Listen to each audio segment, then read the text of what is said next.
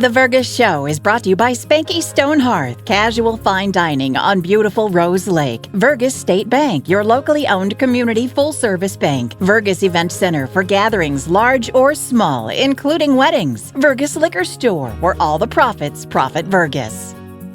Make the right call. Call Hanson's, the most trusted name in plumbing and heating.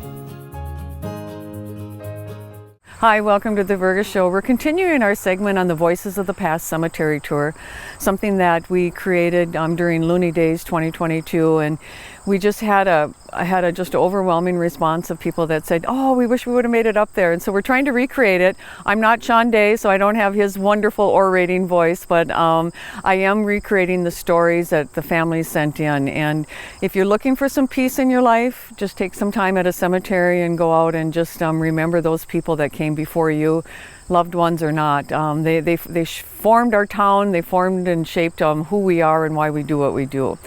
I'm at the Ratsome Monument right now, and the family sent this one in, and it's in first person, so that's how I'm going to read it. The Rats family has a long history with the city of Vergus and the village cemetery.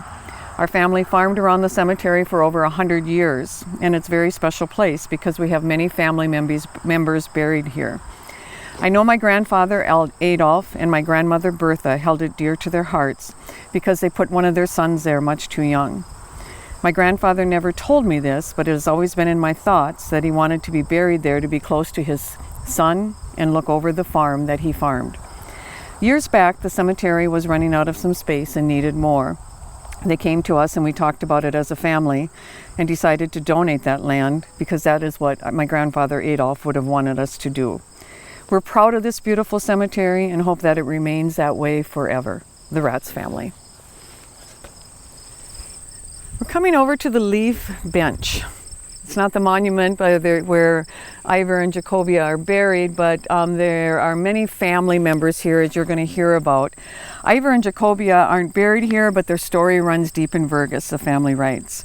They were both from Norway, but met and married in Dakota Territory when finding their home in 1908, and it's still the oldest standing home in Vergus. Ivor Lee and Sons Planing Company supplied much of the area lumber to the homes there. When an accident left Ivor with 3 fingers short, his sons turned the business into a Chevy garage. Then Leonard kept the business location while brothers moved to Pelican Rapids, and Ivor worked at the Vergus School until he was 80 years old. Minnie's name is also on this bench, and she deserves some special recognition. Her husband was a blacksmith in Vergus, and after his death, she moved to St. Cloud and opened an A&W, which back then they only served ice cream. Apparently, Minnie was entrepreneurial because she went to the corporate office and with special permission, she asked if she could sell the first hamburgers. And at a nickel apiece, they actually made money.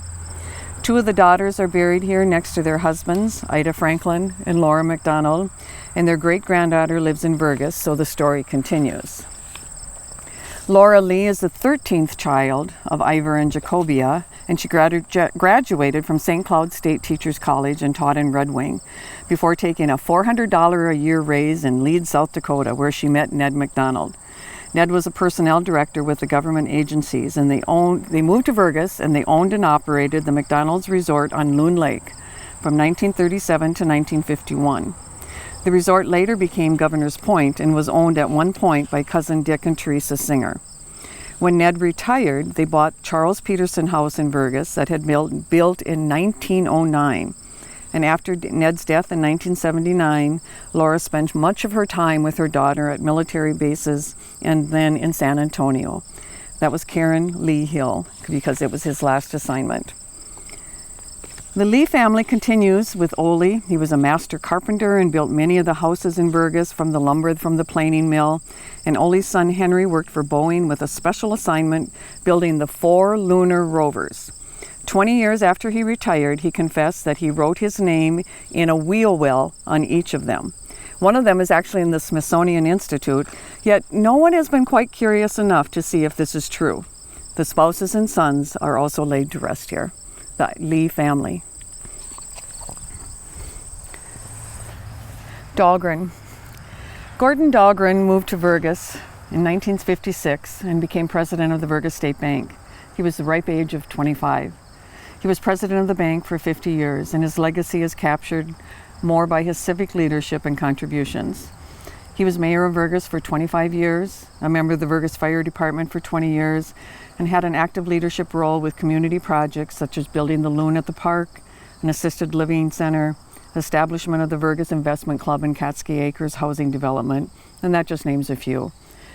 Gordon grew up on a dairy farm outside of Kensington, and he maintained his love of dairy and created a museum in the lower level of the bank.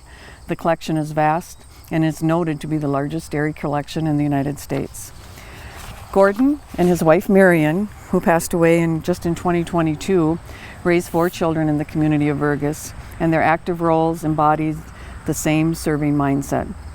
Gordon was an excellent craftsman, and he made the cow that you will see in the annual Looney Day parade.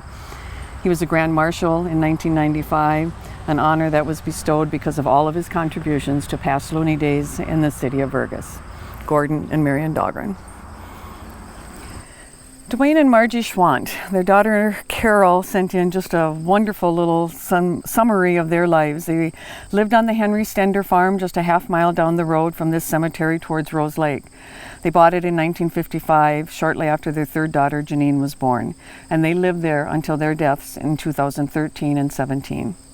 Dwayne had moved to Klondike country as a child with his parents, Riney and Tess Schwartz. He remembered the horse-drawn wagon ride that seemed to last forever. He attended District 98 school through grade 8, riding his pony or snow skiing to get there. He worked as a carpenter for Bill Schultz until he was drafted to serve in 1945. Margie grew up in Heideland Township with her parents, Elvina and Albert Warder, and her sister, who was buried here at this cemetery next to her husband, Joe Worth.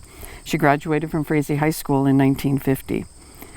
They met at a Tom Thun resort out of Detroit Lakes, where she worked at a lunch counter and always seemed to serve Dwayne's coffee first when he came in with his carpentry crew back then.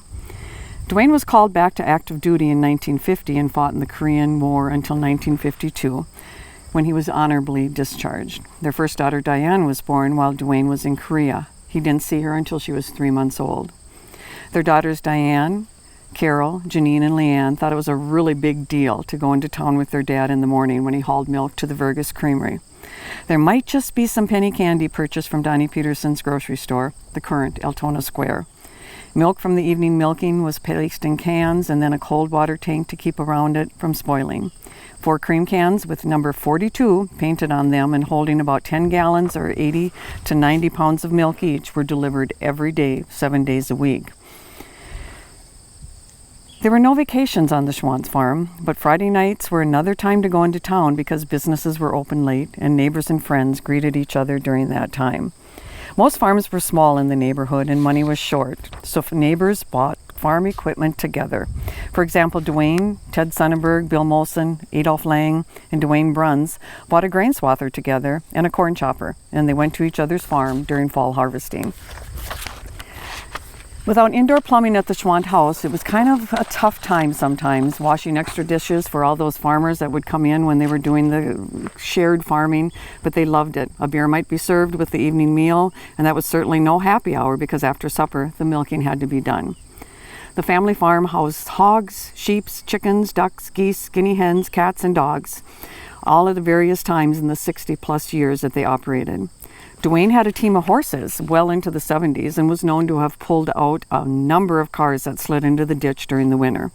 There was always a large vegetable garden plus apples and plums.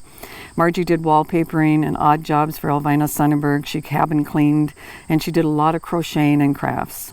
After selling the cows in 76, Dwayne did carpentry work for people in the Vergas area, and Marjorie worked at greenhouses. They're laid to rest here next to their beloved grandson, Aaron Albright, who died from SIDS in 1993. The farm is still owned by 2 daughters and their spouses and is rented to local farmers. Bless the memory of Dwayne and Margie Schwartz. So glad that you're joining us and along with the Voices of the Past at Cemetery Tour. We're just really enjoying bringing you some of the past people that shaped our community and loved ones that sent in stories about them. We have one more segment to go, so you're not going to want to miss that. You have a good day in Vergas.